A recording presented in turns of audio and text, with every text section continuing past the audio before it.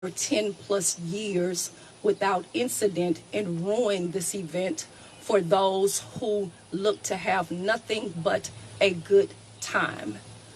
We have, at the city of Shreveport, lost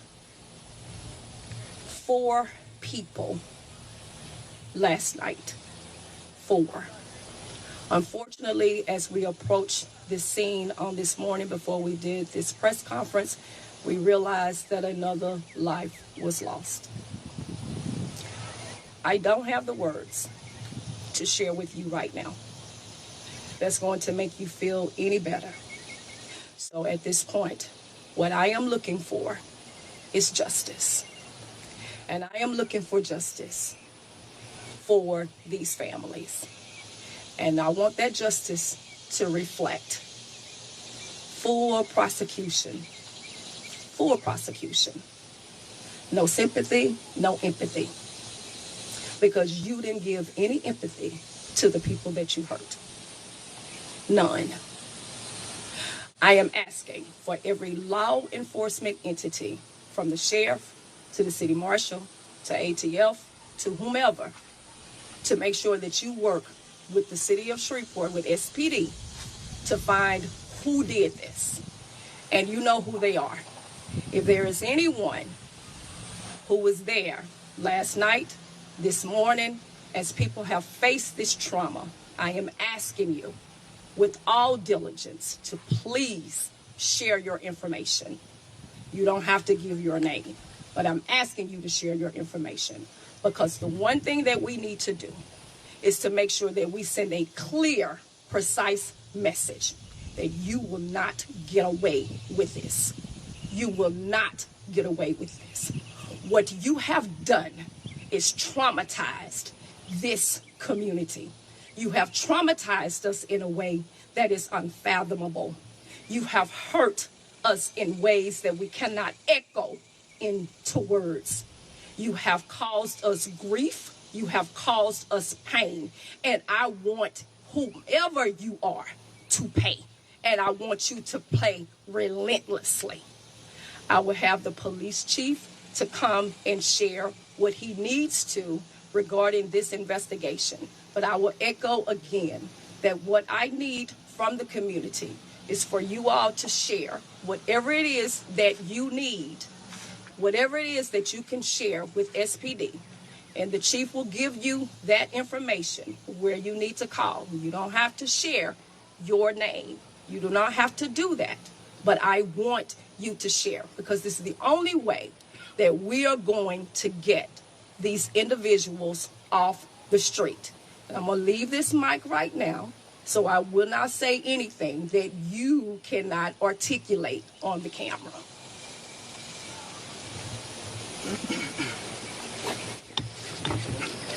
Last night was a horrible night here in Shreveport, here in this community. SPD was notified around 11:40 about a shooting at this location on Jones Mabry Street.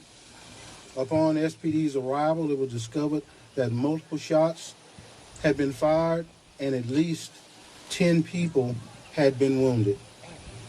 Later, as the investigation unfolded, it resulted in 3 fatals and 7 non-fatal victims at that time.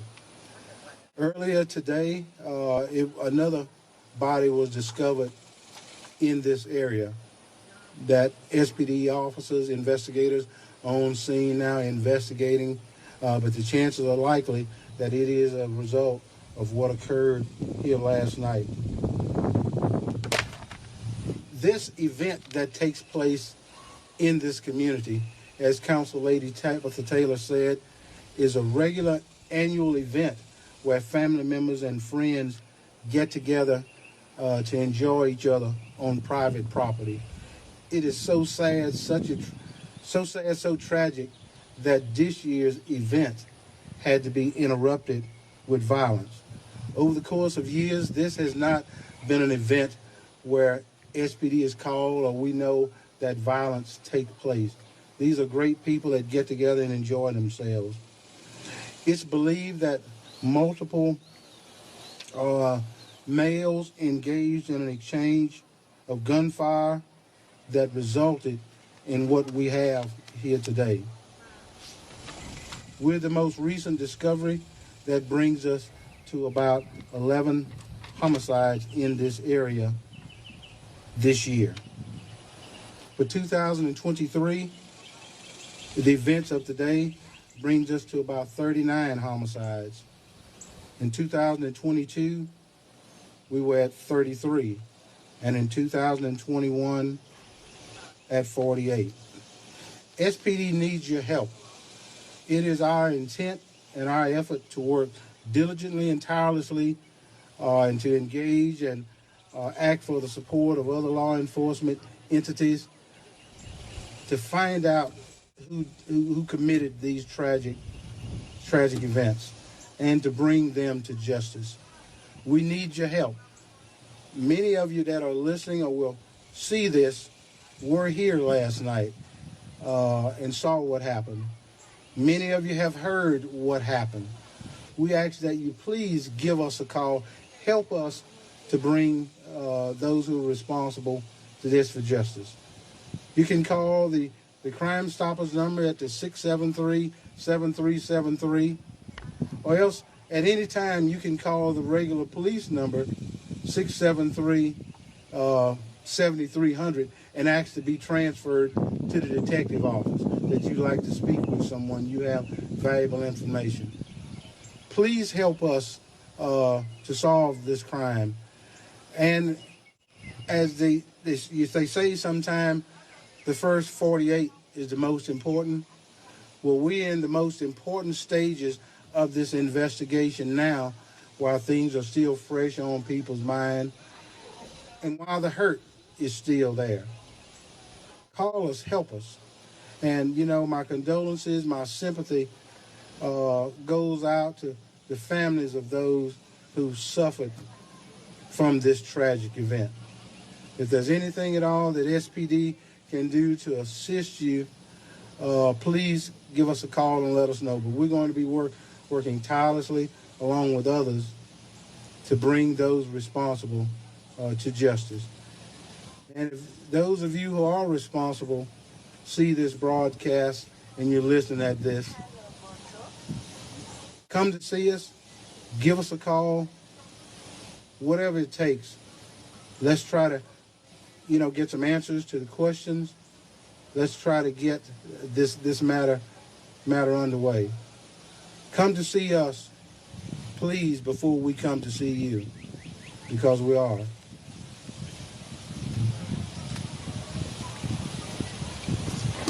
I called on Commissioner Johnson and Representative Glover, who is en route, because I do believe that we need all of the support that we can get the city of Shreveport. They also represent this district. But as Chief Smith said, the most critical hours are the first 48 hours. That's why it's imperative that I believe that communication is essential.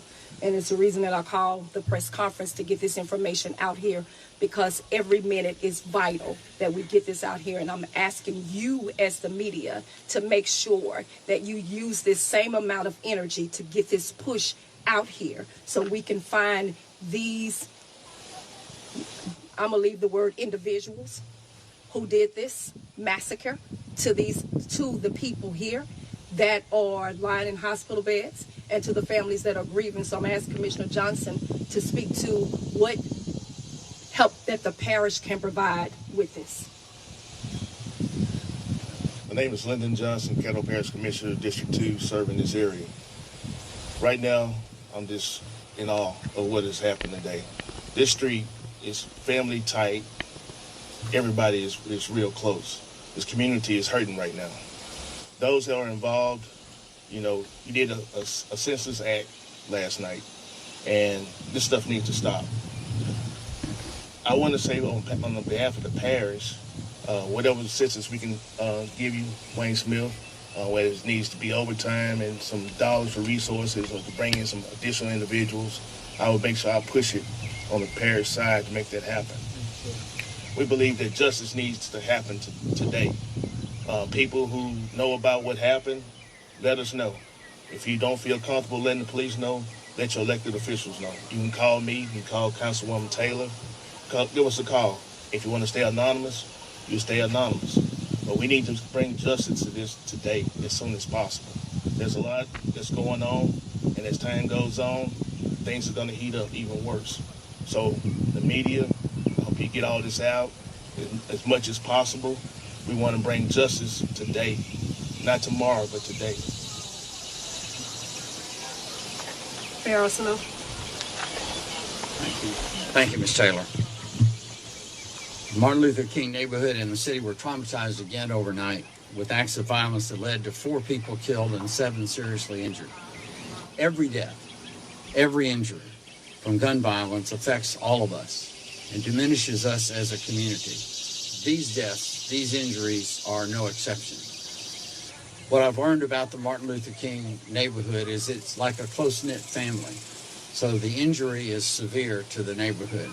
I'm asking every citizen to pray, to support, to provide information so that the healing process can begin as quickly as possible. The violence that we're experiencing appears to be an epidemic. We cannot and will not tolerate it. We are a better community than this. Deputy Chief. Is the Martin Luther King area has been hit very extremely hard. First of all, my condolence from my office goes out to all the families. When one hurt, we all hurt.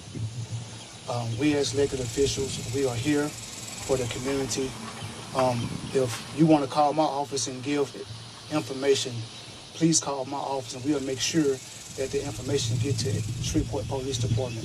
And you can call my office at 673-6800 if you feel like you want to talk directly to my office to give some information. We will please call that number 673-6800. We will definitely pass it on to Shreveport Police Department, and along with my office, we're going to help Chief Smith and Shreveport Police Department as best we can, because we all won, and we got to get this problem handled. Thank you. Councilman Jackson. I'm here in support of Councilwoman Taylor in this district. Anytime any of us feel unsafe in this city, all of us should feel unsafe in this city.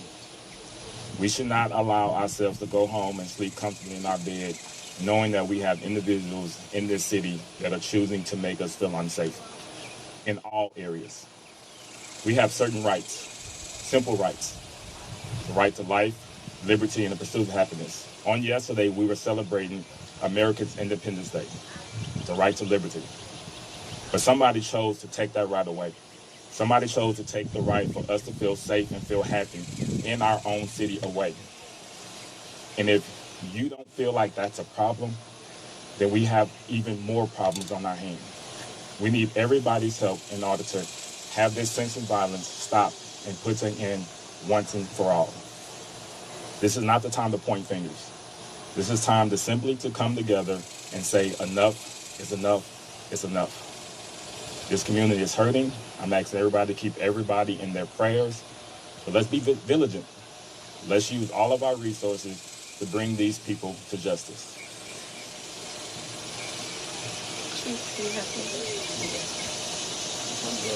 So what do we do now? From this point, we continue to pray for the families. The next thing we do is that if there's any information that anyone has, and I'm asking you to share that with the police. Remember, the first 48 hours are critical, even beyond that point, that if you have additional information, then I need for you to still be able to share that information, because it's important that we find who did this to those individuals who are hurting at this point. The third thing that we're going to do is to make sure that we work with our additional law enforcement partners to make sure that we find those individuals so we can prosecute them to the fullest extent of the law. The council is committed to ensuring that we install cameras in the interior part of our neighborhoods, and so we will aggressively attack that issue. We will continue to work with the state and as well as our state officials to ensure that we will receive whatever resources that we need in order to continue to try to make our communities as safe as possible. With that being said, I will take any questions that you have. Do you know about how many people were out here last night? Probably about 200 plus. Councilman, what more, this might be more appropriate to Chief Smith, what more aggressive law enforcement measures can you take with this? You've been doing quite a lot to bring the violence down in the city, but this is a horrible episode of what's going on with gun violence. What additional measures will you take or can you take? It really is. We have some interesting strategies that are in the works and that appears to be showing some good results. As we all know, there are a few evil people in our city that cause a lot of heartache and a lot of pain. And we're going to partner and work even closer with our other law enforcement partners to try our very best to minimize the damage that can be caused by these very few people. It's very few evil people that we need to bring to justice.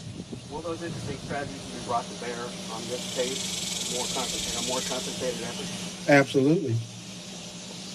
And this zip code has normally been pretty peaceful. We haven't had a ton of shootings, but just this year, I think we've had 11 so far in the zip code. What do you think has changed, or do you think this is just random acts of violence? Well, random is not quite the appropriate word. Just about in every act of violence we see, there are intended targets. As with this last night, I firmly believe that there were many that were casualties that were just here having a good time when others had, issues with each other. This is a good area. I don't think this area is not unique from any other area in terms of violence. It's just a sign of the time when we are seeing offenders become younger, become more aggressive. Weapons seem to be a lot easier accessible than they have before. That can be just hundreds of reasons why violence increases. But I don't think just this area alone has no significant impact on violence. It's just all the other factors that's affecting violence all across our country and in our city. Are you saying the perpetrators last night were juveniles? No, sir. Are you alluding to that? We don't know. We don't know who they are, but I was just saying in general we're finding that perpetrators are a lot younger than they used to be. Thank you. Did any neighbors have any real-time cameras on their doors or anything that was saw anything last night? Maybe. And do we have an age range for the dead and the wounded?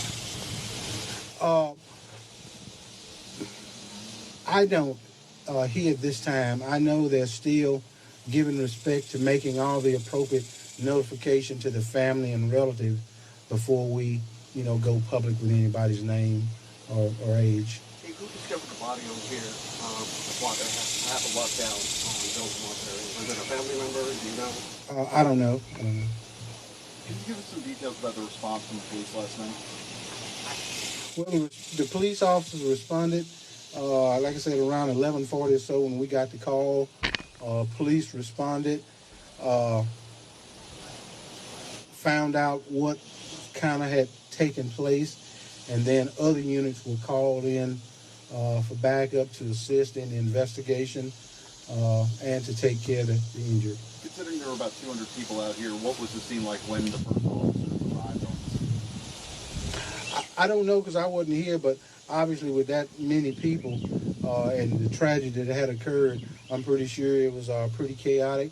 A lot of people upset at what had happened. It was people running for their life because it was almost 15 minutes of gunfire.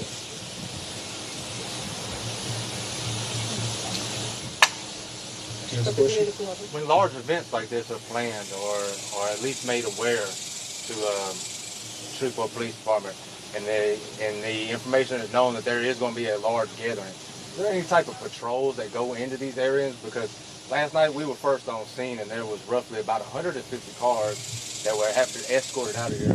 You had police officers having to abandon their vehicles just to run in to render aid. You had medical people, victims being carried out and rolled down stretchers because there was just no way to get in here. Right. Is there, when those type of events are being planned, because this was on social media, so I'm pretty sure there was a lot of people made aware of this event, was there any precaution taken as far as increasing possibility of patrol, making sure that cars aren't blocking the roadway, which is illegal? Well, whenever we're notified about an event or we find out about it, the officers that work the area are notified so they can be aware of it and make periodic checks through as much as they possibly can. To increase patrols in one place, you decrease it in another place. So in the past history, this has been going on, as Council Lady Taylor said, for many, many years, and there has been no issues. People have just had a great time. We've had no issues, so there was no real reason to try to do anything extra beyond that.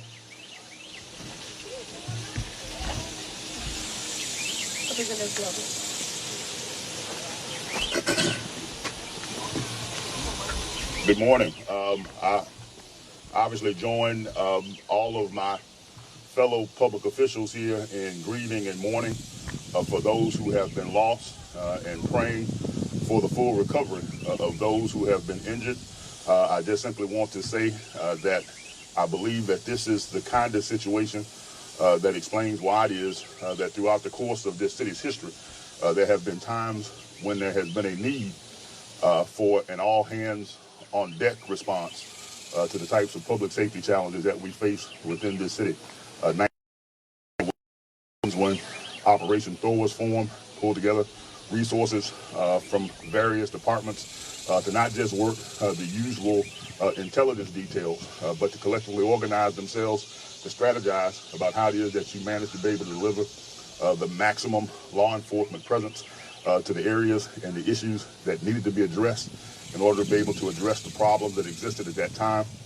Another time in history when that same point in time was reached was 30 years ago, 1993, when the city set at that time what was the record for the highest number of homicides in the history of the city of Shreveport, which was 86. We got about halfway through that year and realized that yet again that it was a point in time when there was a need for an all-hands-on-deck response that included not just the Shreveport Police Department, it included the Kettle Parish Sheriff's Office, it included the Louisiana State Police, it included the U.S. Marshal and every other available resource that could be brought together to figure out how it is that they work together to address the issue and challenge that we were facing at that particular time.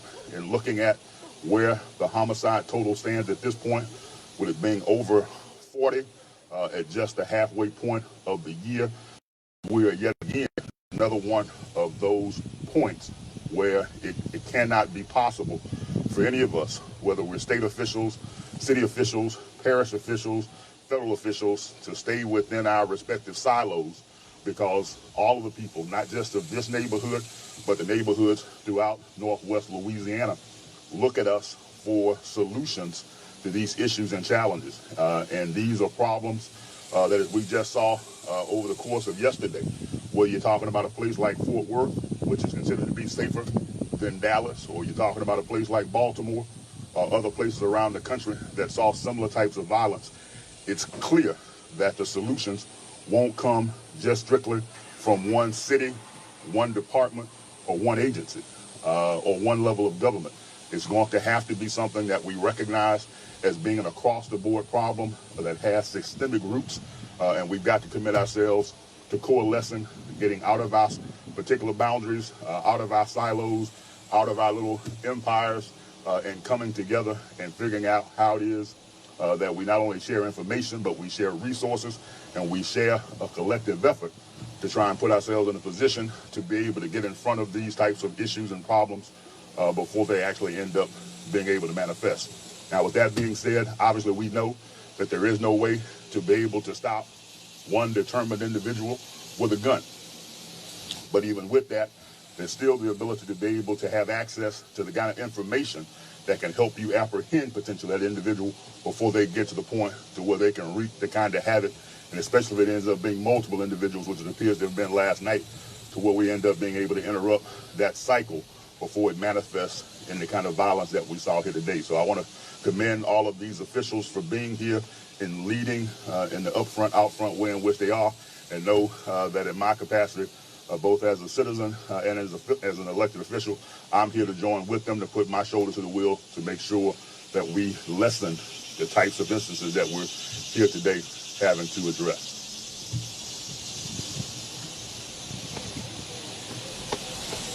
Again, I want you all to keep the family in your prayers, all families in your prayers. My commitment to my district is to make sure that I work to try to keep this district as safe as possible. My commitment to the city of Shreveport is the same. So we'll continue to work aggressively to be able to do that. And I ask for you to pray for us all. You all have a good day, and we'll keep you updated. Yes, Mario. This will prompt the city to come up with an ordinance that a certain number of people at an event like this would need a permit to be present. Let's say over 50 or over 100. I mean, this is a celebration, private celebration, but more and more of these are getting larger and larger. It is something definitely we're going to have to look at, because at this particular point in time, it is evident no matter where you are in the United States, you can't seem to have a simple block party without somebody turning around and getting shot. Thank you.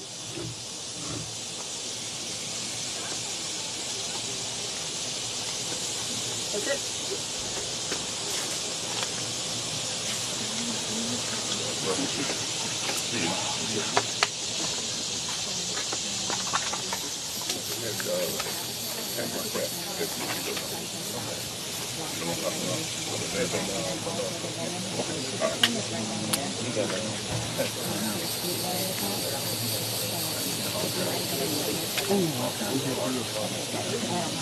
We got it on the